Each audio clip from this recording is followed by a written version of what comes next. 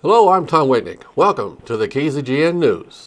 From the Rademacher Hills to Bee Mountain and the mighty Sierras, Ridgecrest to Inyokern and China Lake, this is your news for the Indian Wells Valley with the KZGN News crew.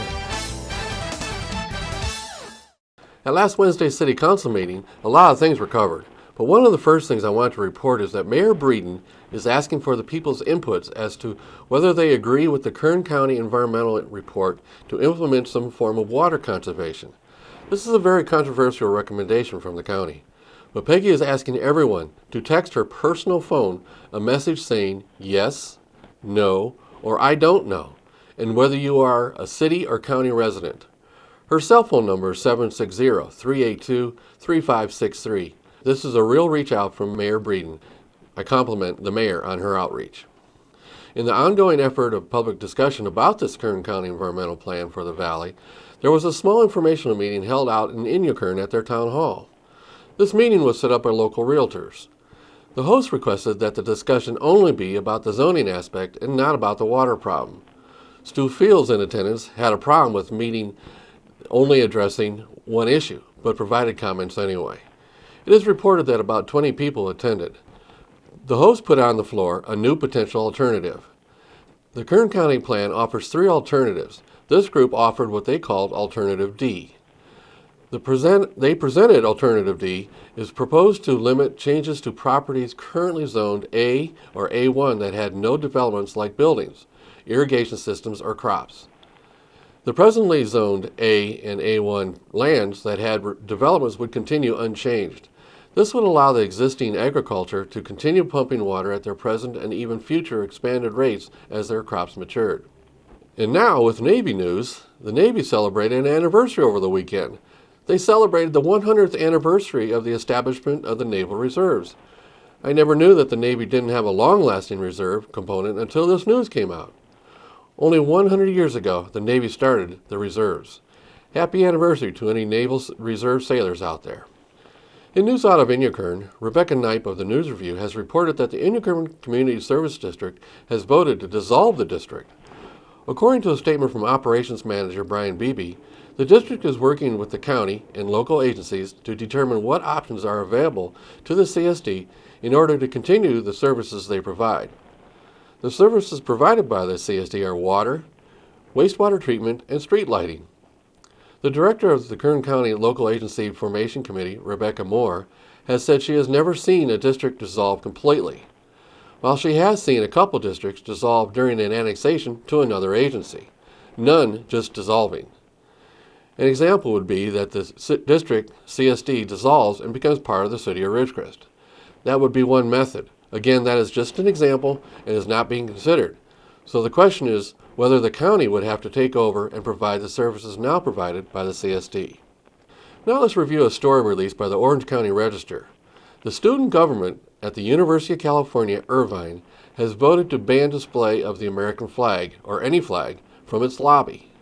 A resolution that was narrowly approved by the Legislative Council of the campus, Associated Students, bans all flags from the common lobby area of the student government offices. It prompted removal of the American flag from the lobby wall. The Student Council approved the resolution on a 6-4 vote on Thursday, with 2 abstentions. The Executive Cabinet took up the ban for a potential veto on Saturday. The Executive Board did vote to veto the ban.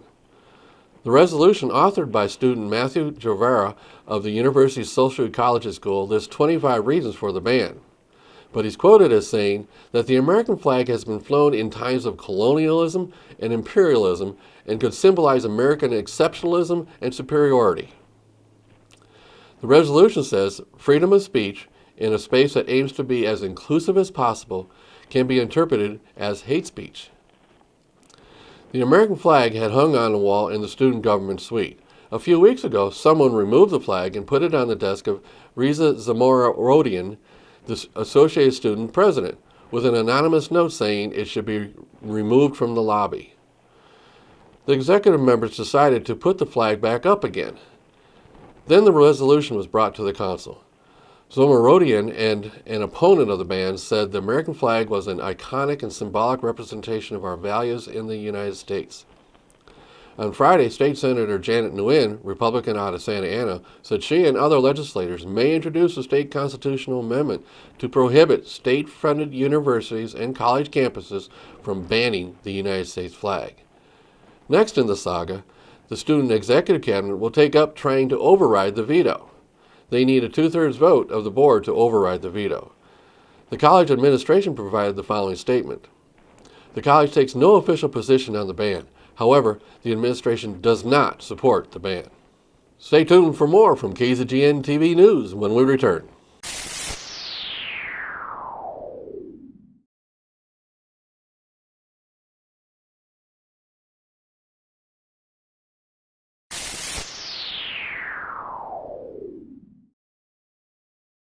In news from Ridgecrest Regional Hospital, they are hosting a health fair this coming Saturday, March 14th from 7 a.m. to 2 p.m. at the Kerr-McGee Center. Entrance is free.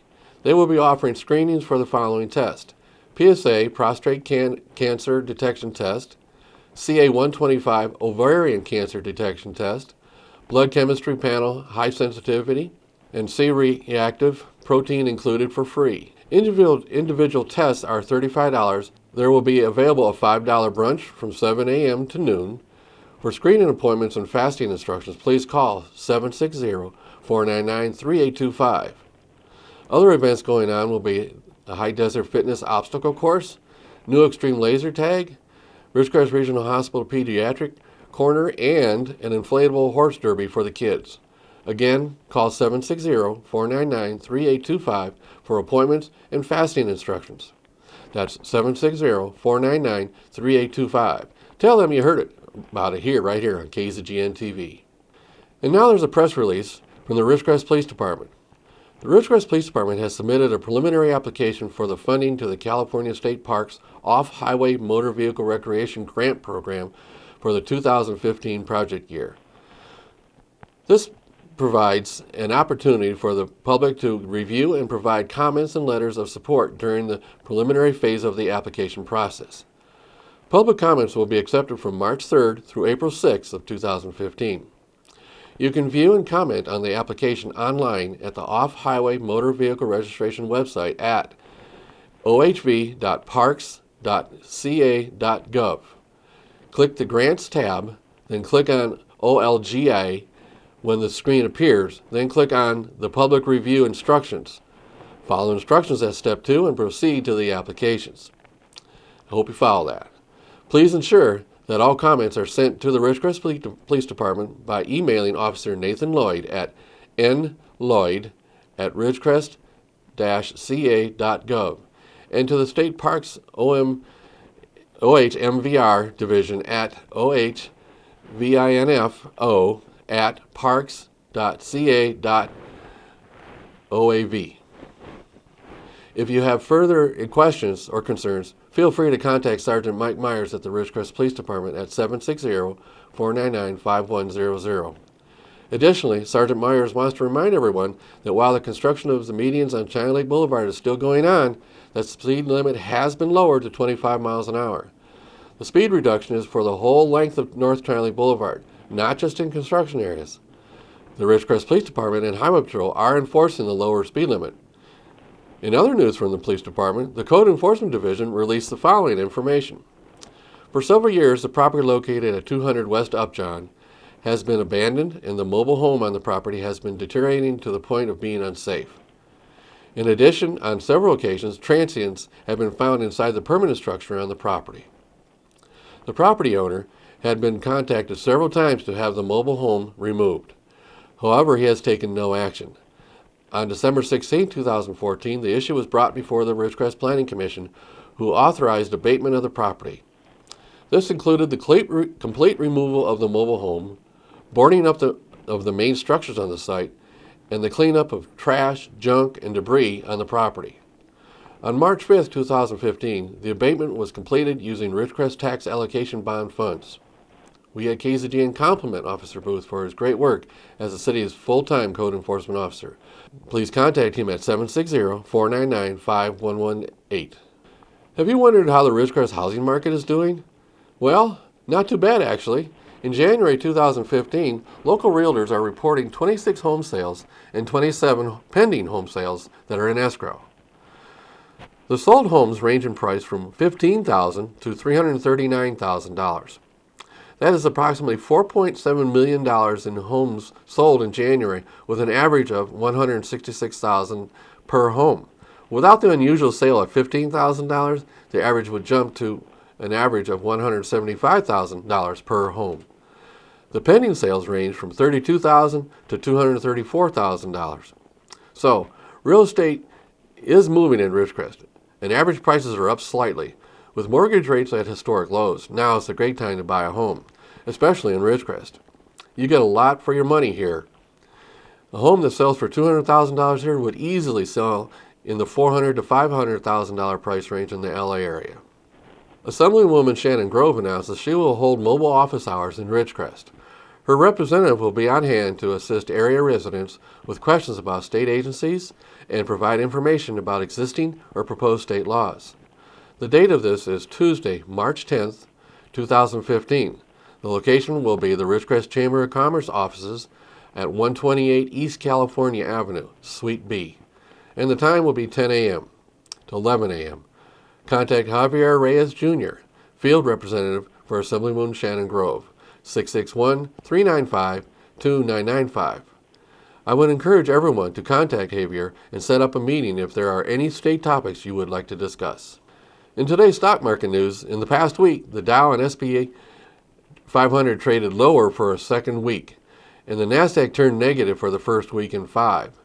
Last Monday, it had set a major milestone when it rallied above 5,000 for the first time in 15 years, but it still ended well below the magical 5,000 number. Today marks the 6th anniversary of the bull market on Monday and the 15th anniversary of the Nasdaq's all-time closing high of 5048. But market watchers are saying that the market will probably continue flat until the Fed meets next week and decides whether they will hike the interest rates or not. Some are now starting to predict the Fed is getting close to doing just that, raising rates. So as we look at how the markets are doing today, we see that this morning the markets opened up very high in all three categories. They were up quite a bit as they opened and went through the morning. However, by now they're slowing down, and actually they're only up again very flat at 0.85 and sitting at 18009 for the Dow.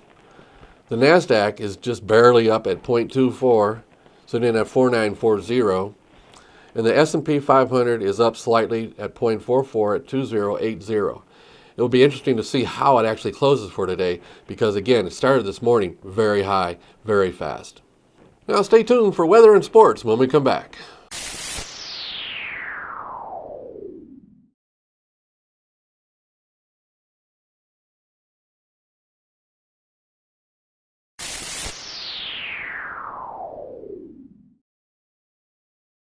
Welcome back, and now we go to Keith for the weather. Thank you, Tom. And a look at your regional weather. Looking at the East Coast, Massachusetts, 46 degrees. The Carolinas, around 69 degrees today. Kansas was at 63 degrees today. Colorado and Utah high at 56 degrees. Over on the West Coast, Washington, 52 degrees. Oregon, 55 degrees. Los Angeles at 63 degrees. For our local weather, tonight will be clear with a low around 44. Tuesday, mostly sunny with a high near 79. Tuesday night, mostly cloudy with a low around 48. Wednesday will be again mostly cloudy with a high near 73. Wednesday night, partly cloudy with a low around 44. Thursday will be sunny with a high near 78. And Thursday night will be clear with a low around 46 degrees. And that is your local weather. And now back to Tom. Thanks a lot, Keith. And now we go to Tom Heck for sports. And a very pleasant Monday afternoon to everybody. Boy, good weekend for Burroughs High School baseball. They defeated Bishop 2 games, doubleheader up the mountain. They won the first game 17-4. They won the nightcap by a score of 15-2. Burroughs' very strong program this year. Head coach John Bradley has them playing some very good baseball. They'll be home this week to play a game on Thursday. Okay, it's getting college basketball heavy. If you're a college basketball fan, this is like a smorgasbord for you. This week we've got the league tournaments, a lot of the big schools, big leagues playing, and then next week the NCAA tournament. Well, let's start with the Missouri Valley Conference, in which Wichita State was knocked off by Illinois State. That was a surprise. We were looking forward to that Northern Iowa-Wichita State rematch. Northern Iowa goes on to beat Illinois State yesterday for the crown. Automatic bid for them.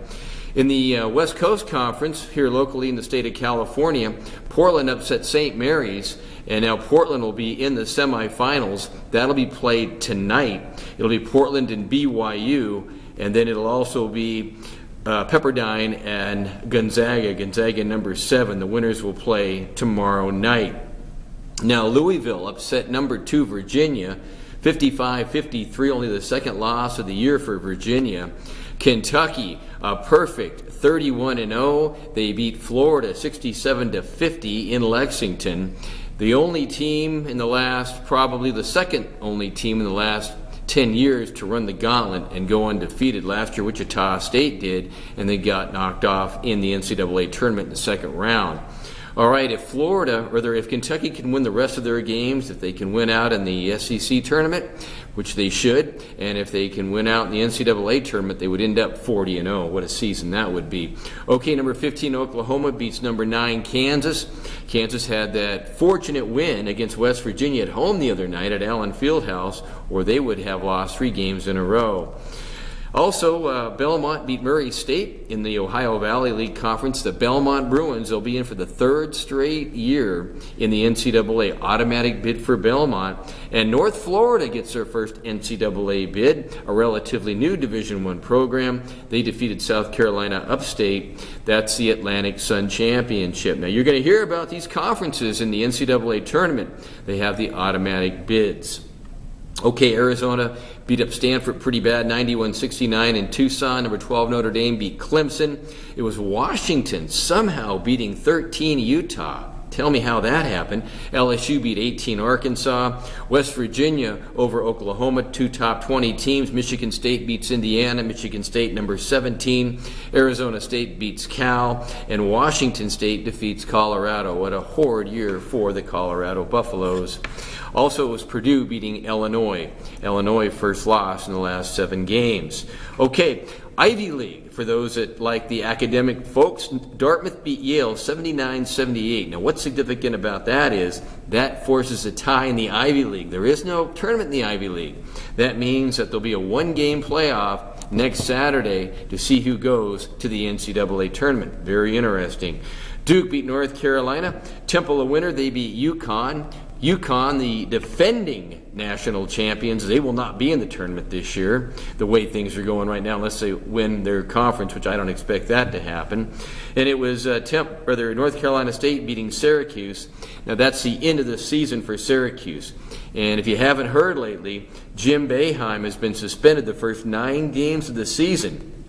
Now, Syracuse will not participate in the NCAA tournament this year, or their own tournament this year, their own league tournament, because of the suspensions and penalties issued by the NCAA because of violations that happened 4, 5, 6, 7 years ago. Jim Boeheim will sit out the first 9 games. He's appealing this.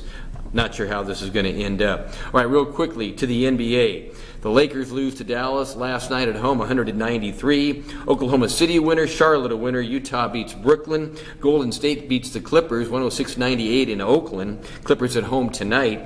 Spurs beat the Bulls. Okay, quick look at the Pacific Division. That's the division the Lakers and Clippers are in. Golden State, 49-12. What a year for Steve Kerr and crew. The Clippers, 40-23. They've been playing pretty good basketball lately. I look for the Clippers to really do well come the playoffs, if they can get healthy by then. The Suns, 33-31. They're the 3rd place team. Right now they're sitting on the outside of the top 8, though, from the entire West. The Kings at 21-40 with George Karl, their new coach. And the Lakers, 16-46 now. Byron Scott, tough times. The Lakers now have lost 5 in a row, but they're on their way probably to a good draft choice, if there's a consolation in that. Okay, Saracosa loses over the weekend to Victor Valley. They'll play at home tomorrow, talking baseball now, 2:30 game against Chaffee. That game will be on radio, KWDJ 1360 AM. Also, it'll be on the internet, SaracosaBaseball.club. Folks, have a good Monday afternoon. Tom Heck for KZGN. So that's the news for today. All of us at KZGN-TV know you have a choice in what you watch for news. We all thank you for choosing KZGN-TV, Ridgecrest's only community TV station.